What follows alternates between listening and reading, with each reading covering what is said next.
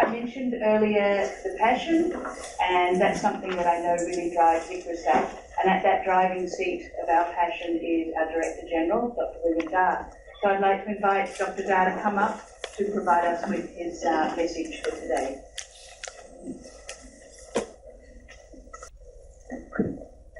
Thank you, Joanna. Such a wonderful morning, and this meeting being held during Happy Valentine's gives us more enthusiasm to really frame our minds and hearts during this R40 planning for such an important group of cereals, the dryland cereals. So first, let me greet all of you a happy Valentine's. Good morning. Can you give yourselves a big hand? So, as I've said, what's the equivalence of, or the meaning of Valentine's Day as in relation to the work that we need to do today and the meeting of the Independent Advisory Committee tomorrow? It's love, okay? I hope that we will use love as the framework to frame our discussions in regard to loving those poor people in the semi-arid tropics and the dryland tropics of the world, particularly areas where sorghum, pearl millet, barley, and finger millets are grown. If you have that heart and mind and that love, then everything falls in place. Because all this time, all these people have not been loved in many respects. And I'll highlight why this is so. There has been underinvestment not only in research or development, but in many ways, institutions, capacities, in development, it's a complex system.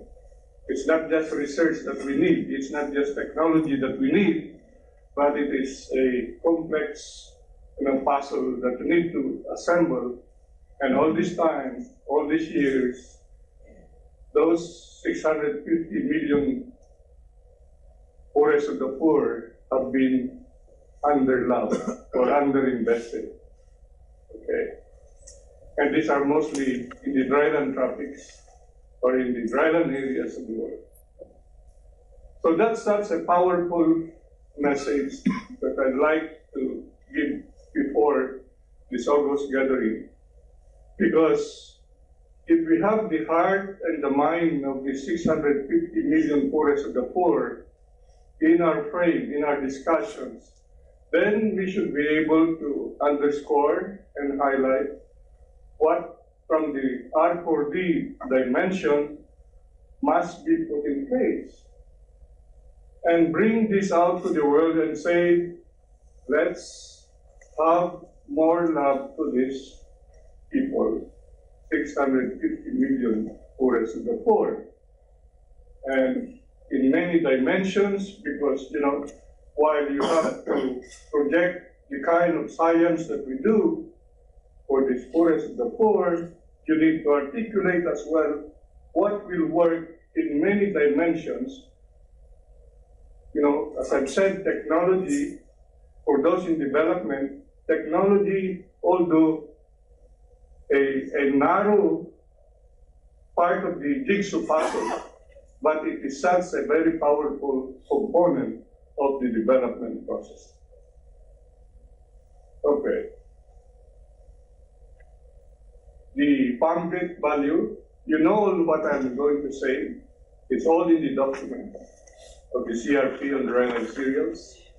The farm gate value for all these 4 dryland cereals is totaling 27.3 billion. And that is more than the 21 billion farm gate value for maize. So I'm not against maize in the first place. I'm just comparing notes so that I'm going to drive home the point in the end that this group of dryland cereals must be given the right attention and investment necessary for these 650 million people must be loved and must be invested with. Okay. Wheat is equivalent to that of the farm gate value of these dryland cereals. When you bring in the low income deficit food countries, LIFDCs.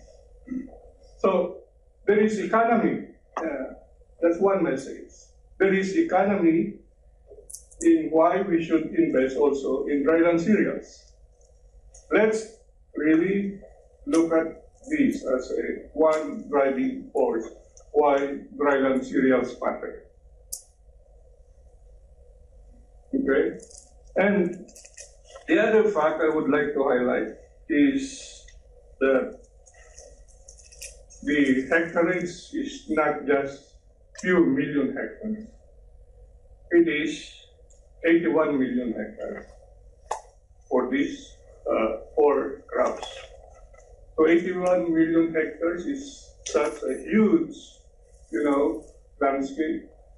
And this is, again, helping to ensure food security, food and nutrition security, particularly those people that I am now describing, the poorest of the poor, the 650 million people in these dryland areas. So, is this not such a canvas that we need to bring the desired science, the desired environment, and or investment that must be given all this attention? Now, as well, what's the demand projections? Impact model of IFRI says sorghum, the demand up to 2020 will rise to 48%, barley by 44%, and corn millet by 39%. So the increasing need for such dryland cereals is there before the world. On top of all of these, dryland cereals are the only crops that grow when there is drought in most of the areas in Asia and Sub-Saharan Africa. They are the most resilient groups of crops. We just came from Africa, Nairobi, for example, in that area around Eastern Africa. There is some drought conditions happening. Of course, you see a good comparison today if you go yourselves. Maize is now dying while dryland cereals are still standing. Or even just to highlight the point of the crops that we work in, grain legumes, they are as green as ever, pigeon people want. So, climate change has brought us an added dimension with which we should be able to project that there are niches of these crops. One cannot replace the other. Okay. There is an environment for all these crops that we have, and that reminds us again to really bring up the level of the science that we need to do, very relevant to these conditions, and very relevant to enhance the capacities of these poor people and these smallholder farmers in the dry areas of the world. To top it all is the nutrition and health component of the dryland cereals. You know, one glaring example, which is also a dryland cereal, which is now becoming a fad today in Europe, in UK, in US, even here in India is starting, quinoa. Quinoa is highly prized because of a marketing blitz that have been done. They said quinoa free gluten. Okay. Wow, now every part of the rich community is starting to buy quinoa because they want to be healthy and because they can afford to buy, say, 150 rupees per kilo. There you are. There's such a powerful message here to put across our investors and the decision makers of the world. Why should we invest in dryland cereals? It's because these crops are highly nutritious, leading to healthy conditions. Free gluten, high iron and zinc to the levels of as high as 70 parts per million. And if you compare these nutritional qualities, like micronutrient qualities of these crops vis-a-vis the big three cereals, they are not that comparable. Okay? It's a ratio of 4:1. There you are. We have such identified now a number of key drivers why dryland cereals must be invested with.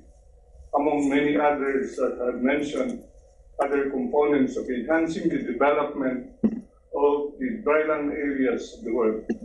But there is the power of science and technology that we need to tap.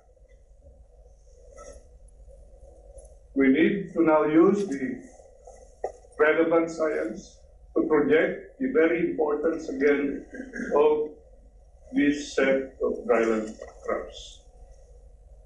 I believe that you have all these dimensions in mind, but bringing that passion, that determination, that grit for us to be more successful this time around, to project the very image and the very importance of these dryland cereals. Because today, we need to correct that policy distortion all this time. I'm not suggesting a reduction of investments in these big three cereals. But when there is increasing prosperity of the world today, why not elevate the game? Why not elevate the investments in these dryland cereals? You know, we had a President, Ramon Magsaysay, who died when I was born. And the best quotation I would like to share with you from him is, those who have less in life must have more in law. Those 650 million poor people today, depending on this set of crops, must have more in research for development. Thank you and good day.